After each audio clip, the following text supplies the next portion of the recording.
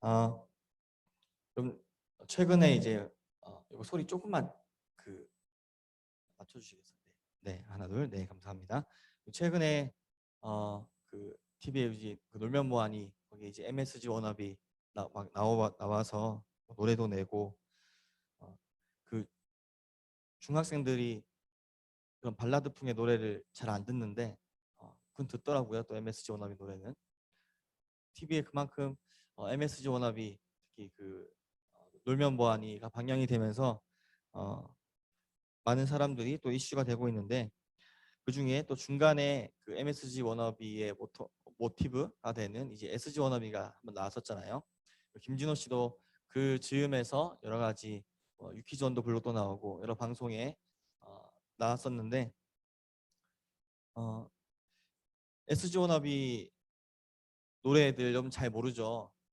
목사님이 20살 뭐 이때 그 내외로 해서 SG 워너비가 굉장히 핫했던 가수고 뭐 사실 가사 보면 뭐 굉장히 시적이기도 하지만 어떻게 보면 굉장히 오글거리는 중2병 노래 사랑 노래이기도 한데 또 굉장한 또 인생 철학을 담은 노래들이기도 해요. 그래서 그 SG 워너비가 한창일 때 목사님 대학생일 때 어, 하루에도 거의 하루에 아침 먹고 땡 점심 먹고 땡 저녁 먹고 땡 항상 그 코너에 가서 열심히 SG 워너비 빙의를 해가지고 열심히 불렀던 것 같아요.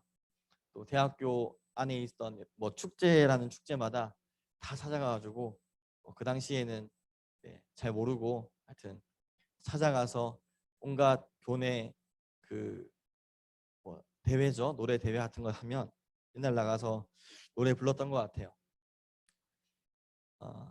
네, 그 SG 워너비의 김진호, 우리 소몰이 창법으로 유명한 김진호 씨, 그 사람이 그 어릴 적에 아버지가 일찍 돌아가시고 또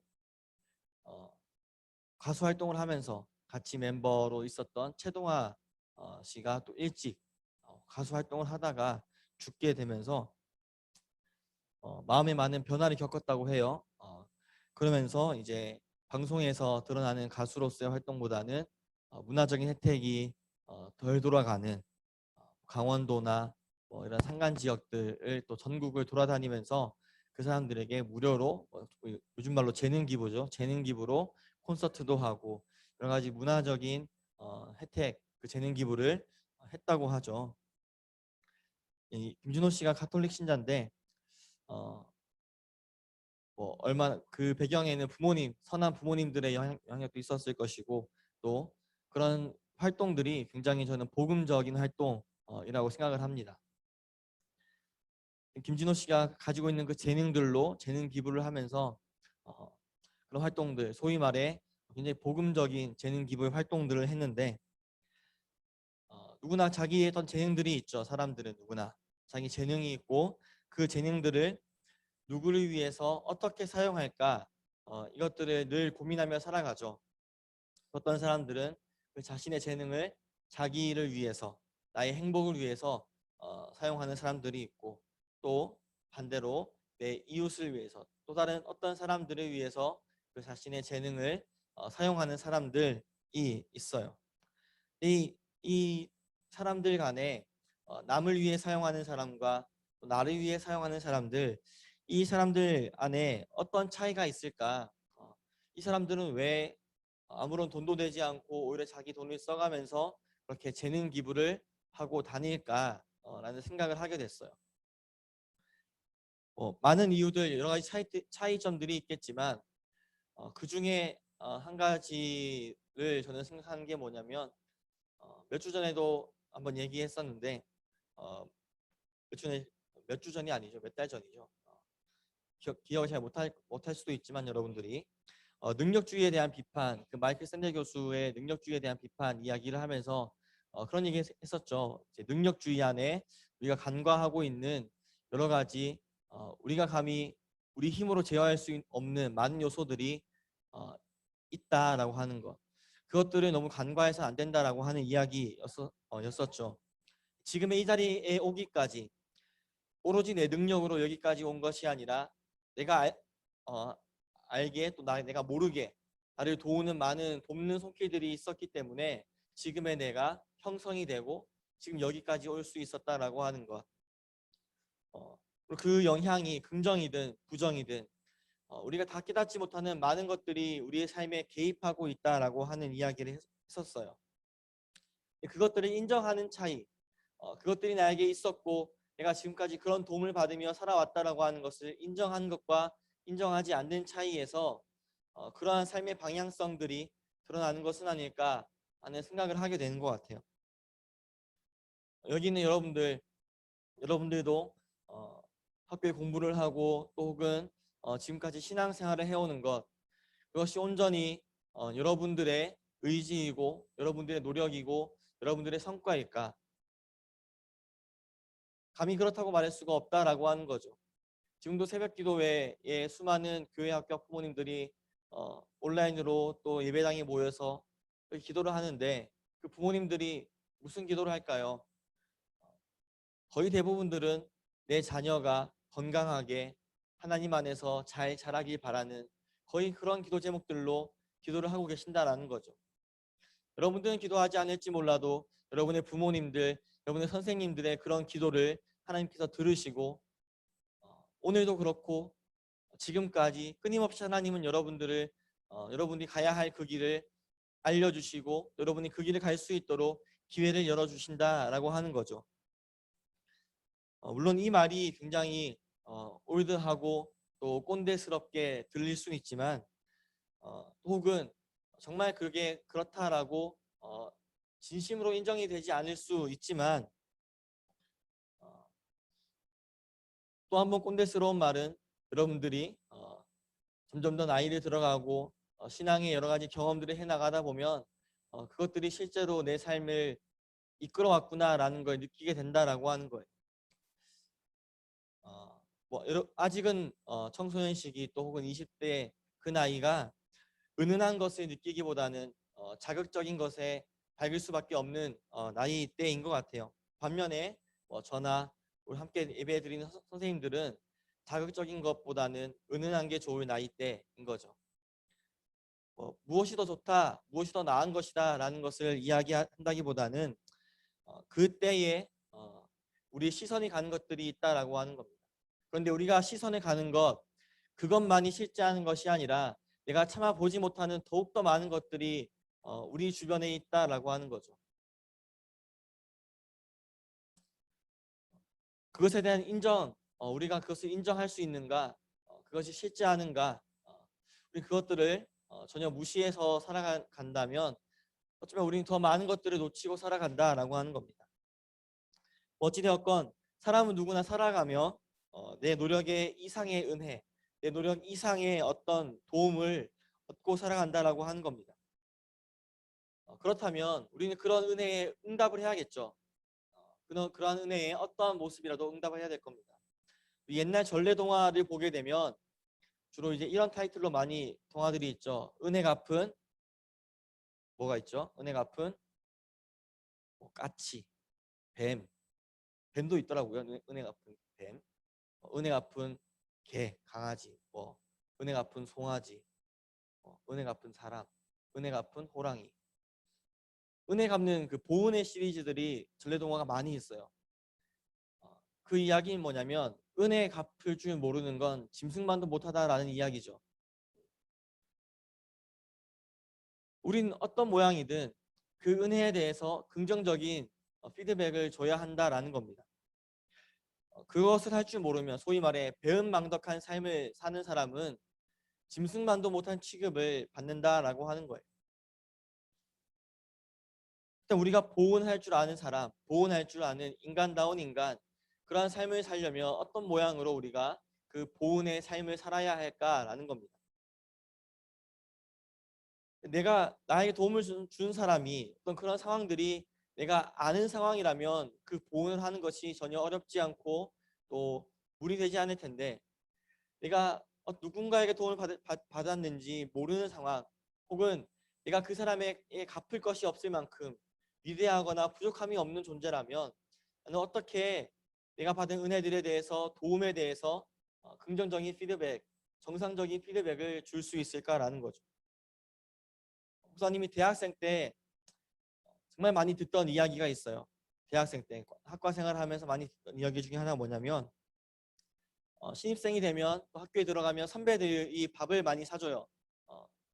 뭐 학교 앞에 뭐 여러 맛집들을 소개해주기도 하고 또 짬날 때마다 학식에 가서 선배들과 밥을 먹거나 또 선배들이 커피를 사주거나 뭐 이런 일들이 많았는데 그럴 때 이제 그 선배들도 똑같은 학생이고 돈이 없으니까 미안하죠. 그러니까 밥을 얻어먹고 혹은 차를 얻어먹고 선배님 잘 먹었습니다. 다음번에 저희가 대접하겠습니다. 이렇게 말하면 뭐 다른 선배들은 잘 모르겠어요. 제가 다녔던 학교에 그 학과 선배들은 공통되게 하는 말이 있었어요. 그게 뭐냐면 선배한테 밥 사는 거 아니다. 너희가 밥 얻어먹은 만큼 후배들에게 밥을 사줘라 라고 하는 거죠. 선배는 후배한테 밥 얻어먹는 거 아니다. 어떻게 보면 허세 가득한 말이긴 한데 본인들도 돈 별로 없으면서 나중에 근데 3, 4학년 되면 서로 얻어먹고 잘 해요. 근데 굳이 그 신입생한테 밥을 잘 안 얻어먹는 거죠. 저는 그 말이 참 좋았습니다. 정말 그 말이 너무 좋아서 저도 열심히 후배들에게 밥을 사주면서 그 후배들에게 말해줬어요. 제가 군대에 갔다 와서 군대에서 모았던 월급들을 거의 다 후배들 밥 사주고 뭐 그런 데 많이 썼던 것 같아요. 네, 내가 받은 그 사랑을 나에게 사랑을 준 사람에게 되갚아 주는 것이 아니라 그 사랑을 받지 못한 혹은 그 사랑을 받아야 되는 다른 사람들에게 흘려보내주는 것. 주로 이거 교회에서 많이 듣던 말인데 대학을 가보니 내 대학 선배들이 그렇게 하고 있다라는 거죠.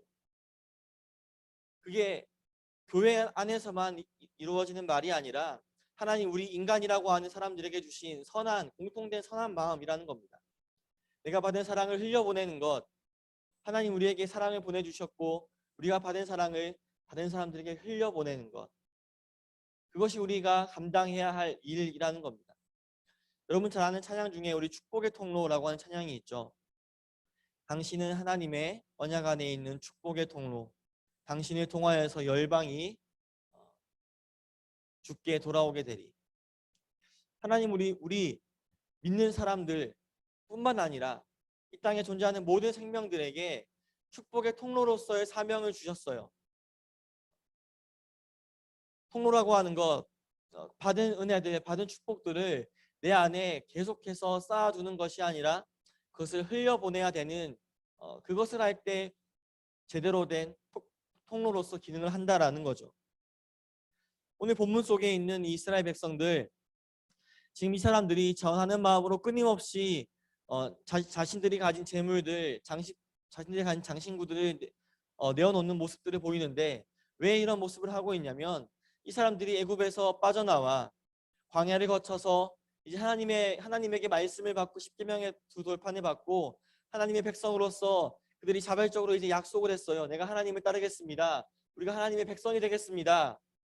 그렇게 고백했는데 모세가 십계명 두 돌판을 받으러 올라간 그 사이에 그들 안에 있는 많은 두려움들로 인해서 그 사람들이 장신구를 모아서 금송아지 만들었다라는 거죠. 조금 전에 하나님과 약속했어요. 내가 하나님의 백성이 되겠습니다. 하나님과의 그런 관계 속에 살아가겠습니다. 라고 했음에도 불구하고 그새 그들의 약속을 잊어버리고 배은망덕한 일을 저질러 버린 거죠.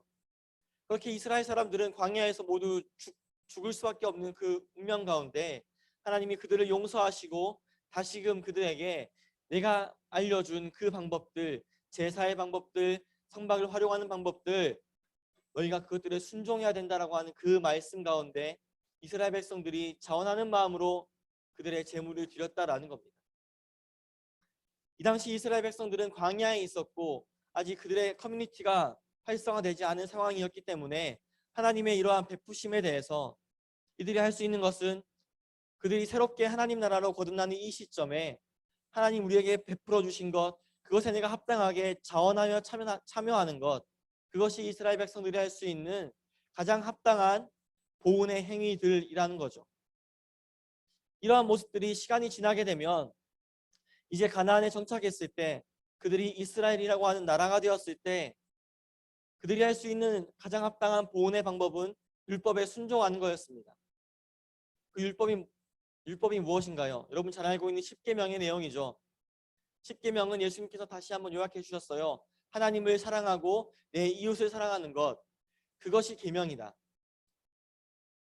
그리고 또 한 번 그것을 요약해 주시죠. 뭐죠? 서로 사랑하라. 너희가 서로 사랑하는 것이 곧 너희 하나님을 사랑하는 것이다 라고 예수님 말씀해 주시는 겁니다.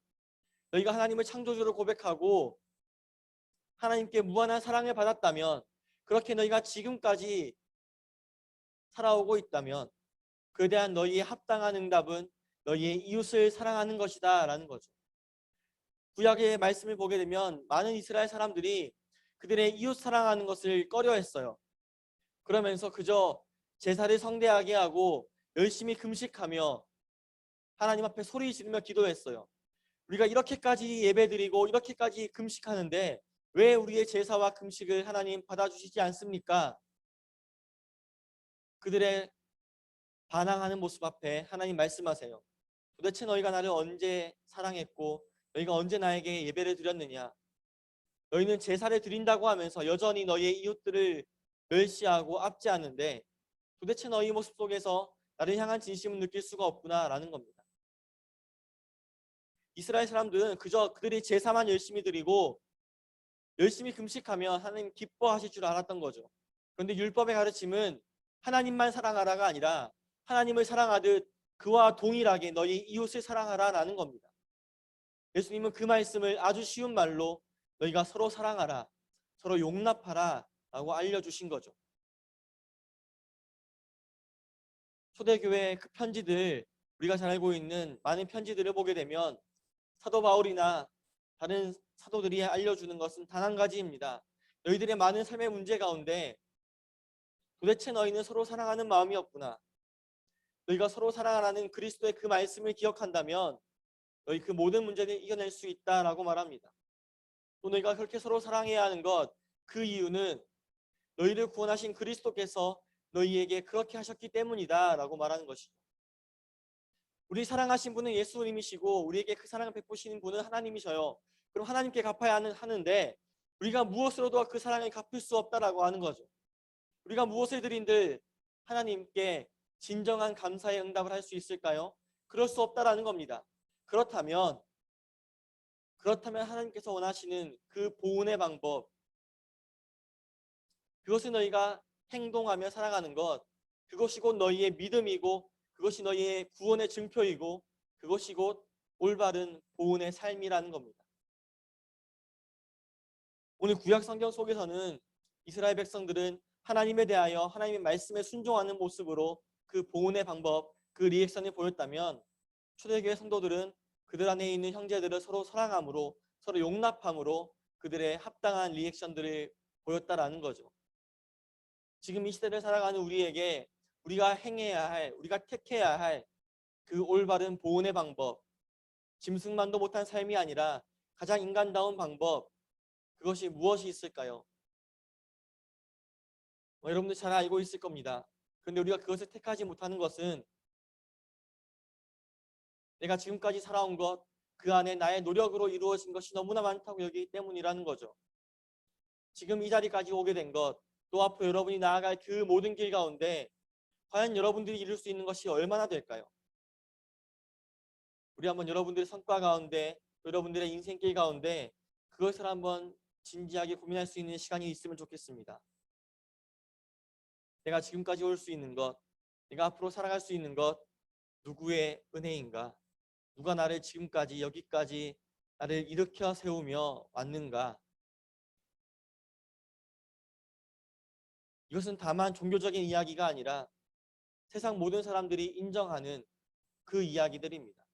그런데 누군가는 그 이야기 속에서 부모님의 사랑을 발견하고 누군가는 동료들의 사랑을 발견하는데 물론 그것들 또한 하나님께서 우리에게 보여주신 관계에서 오는 은혜라고 하는 것이죠. 그런데 그 모든 것의 근원에 무엇이 있느냐, 누가 있느냐라고 하는 겁니다.